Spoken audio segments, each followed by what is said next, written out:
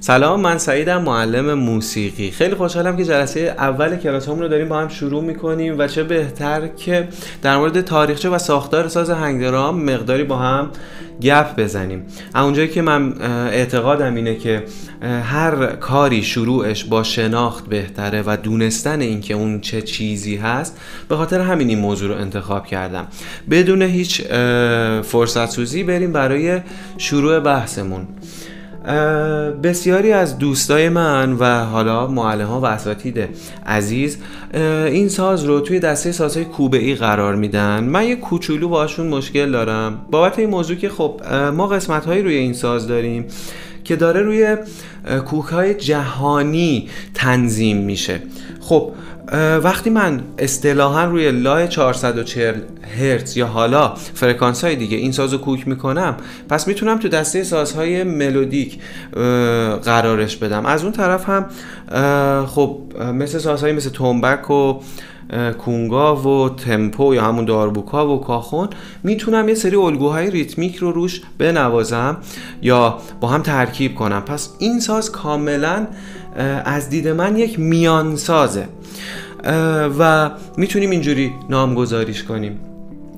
اوکی، بریم برای تاریخچه‌اش. ببینید این ساز خیلی ساز جوونی هستش. توی سال 2000 توسط دو نفر که کمپانی پن آرت رو ساختن، فلیکس رونر و سابینا شر، اسماشو از رو خوندم که اشتباه نگم، که با نام هنگ این ساز رو شروع کردن به تولید. پا به جهان گذاشتش این ساز و میگن که از سازهای فولادی که حالا از قرنهای قبلتر هستش، مثل استیل پن از سازهای کارائیبی یا گاتام ساز هندی، از ریشه اون سازها هستش که از گذشته اومده، که این ساز از دو نیمکره تشکیل میشه که نیمکره بالایی و پایینی که حالا اسمشون رو در ادامه میگم بهتون، ساخته شده و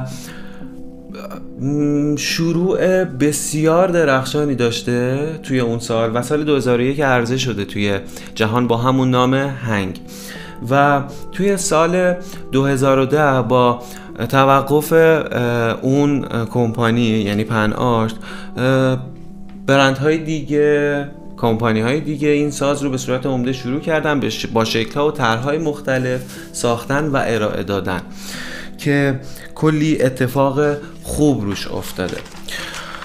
بریم برای ویژگی‌های این ساز و ساختارش. گفتم از همون جایی که دو تا نیمکره داره، نیمکره بالایی که ما بهش دینگ میگیم که حالا طرف یا ساید دینگ ساید میگیم، و گو ساید که میشه نیمکره زیرین که اصولاً روی نوت ها و اون قسمت هایی که ما با روش نوازندگی میکنیم روی قسمت بالایی هستش، نیمکره بالایی هستش. ولی از اونجا که این ساز داره روز به روز پیشرفت میکنه، نسل‌های جهش یافته‌ای توش ساخته شده که از نیمکره زیری هم برای نوت ها استفاده میشه.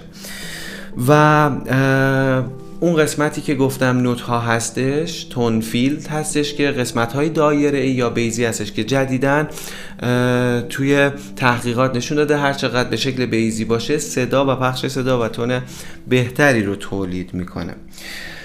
بریم برای اتفاق بعدی. اتفاقی که میفته، ما باید در مورد نحوه اجرا روی این ساز بدونیم. ما میتونیم برای اجرا روی این ساز از قسمت‌های مختلفی از دستمون استفاده بکنیم. بند اول تو قسمت تون فیلد بیشتر استفاده میشه. بند دوم برای قسمت‌هایی که می‌خوایم صدای اسلپ تولید بکنیم. قسمت پایینی دستمون وقتی مشت میکنیم، امتداد انگشت کوچیکمون برای کیک هامون، از مفصل های انگشت هامون برای ناک ها استفاده میکنیم و حالا اتفاقهایی که بیشتر از این هستش و نحوه اجرایی که بیشتر از این هستش. خب اینم از یک کوچولو شناخت در مورد نحوه اجرا و خود ساز. بریم برای بحث بعدیمون. ما وقتی مسیری رو انتخاب میکنیم، مخصوصا مسیر موسیقایی، باید در مورد تمرین و یادگیریمون هم بسیار حساس باشیم، چیزی که خیلی موقع‌ها توی مدارس به ما یاد نمیدن یا ندادن. ما باید بدونیم که هر چیزی با دیسیپلین، استمرار و نظم به وجود میاد. اوکی، پس ما باید بدونیم که برای این که پیشرفت بکنیم این نظم رو نیاز داریم.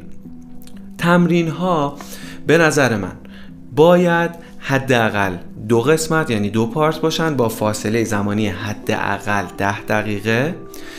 هر پارت 20 دقیقه باشه. میگم این حداقل ها هست که کم کم توی مسیر از قطعه‌های آسون شروع میکنیم که این مقدار تمرین بسیار براش کافیه و بعد کم کم اضافه میکنیم بهش و میتونیم پیشرفته تر، قطعات پیچیده تر رو ارائه بدیم. پس این هم از بخش تمرینی و یادگیری. توی قسمت دوم همین تمرین و یادگیری باید بگم که ما وقتی میخوایم یک تمرین موسیقایی کنیم نباید تمام وقتمون رو صرف این بکنیم که قطعمون رو بزنیم، چیزی که معلممون ازمون خواسته.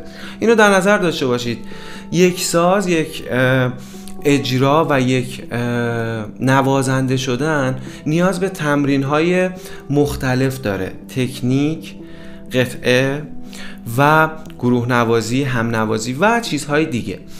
ما وقتی به صورت انفرادی داریم تمرین میکنیم باید اینو بدونیم که اگر 2 پارت میخوایم تمرین کنیم، یک پارتمون رو، یک 20 دقیقه‌مون رو اختصاص بدیم به قسمت تکنیک و قسمت دوممون رو به قطعه زدن که بتونیم به هر 2 تا وجه به پیشرفتمون کمک بکنیم. پس حتما اینو دقت کنید. اگر دارید تمرین میکنید هر سازی فقط تمرکز نکنید روی قطعه زدن و ارائه دادن به معلمتون. شما نیاز دارید به اینکه تکنیکتون قوی شه، چون که یک قطعه تشکیل شده از تعداد زیادی تکنیک هستش.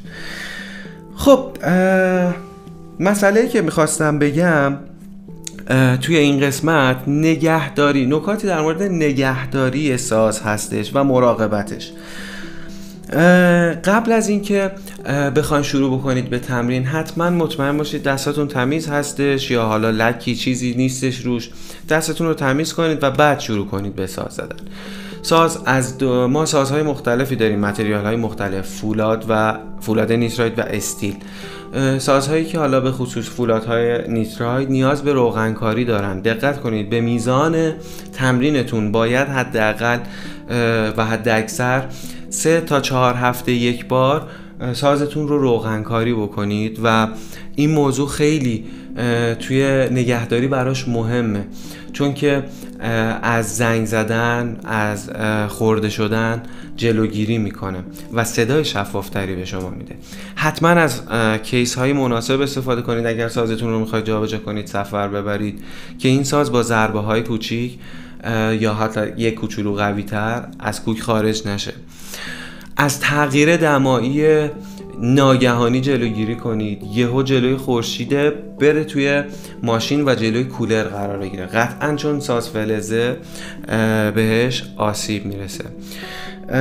و حتما این رو تمیز بکنید. اگر روغن هم اینو بگم حتما نه اینکه خیلی بزنید، مطمئن بشید که روغن به قسمت اتصال 2 تا نیمکره انتقال پیدا نکنه که این باعث بشه که این ساز از اون قسمت چسباش خورده بشه. و حتما هم اینو در نظر بگیرید سازهایی که با جوش این 2 نیمکره به هم متصل شده رو نرید سمتش، چون اگر از کوک خارج بشه بخوان بره کارگاه و اصطلاحاً کوک بشه، تیون بشه، این جوش ها باعث میشه که بدتر این ساز از بین بره. پس حتما قبل از خرید ساز با معلمتون بسیار مشورت کنید، بدونید و اطلاعات بگیرید و بعد انتخاب بکنید.